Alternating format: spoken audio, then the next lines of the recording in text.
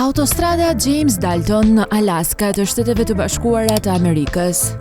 E largët, e akullt dhe pa shërbime, me kushte ekstreme të motit, autostrada James Dalton, e quajtur shpesh rruga e transportit, është një rrugë prej 666 km në Alaska, që fillon në autostradën Elliot në veri të Fairbanks dhe përfundon në Dead Horse, pranë oqeanit Arktik dhe fushave të naftës në gjirin Prudhoe. Kjo rrugë e largët dhe e thyer u ndërtua kryesisht për të shërbyer sistemit të tubacionit Trans-Alaska dhe ofron një mundësi unike për të përjetuar natyrën e egër të Alaskës. Ajo u ndërtua në vitin 1974 në vetëm 5 muaj për të mbështetur ndërtimin e tubacionit Trans-Alaska dhe fillimisht ishte një rrugë furnizimi për kamionët që transportonin materiale dhe pajisje në fushat e naftës. Autostrada me gjatësinë 134 km mori emrin e James Dalton, një inxhinieri arktik i cili luajti një rol kyç në eksplorimin e hershëm të naftës në rajon. Në vitin 1981, shteti hapi aksesin publik në Disaster Creek, pasi fillimisht ajo funksionoi me qarkullim të limituar.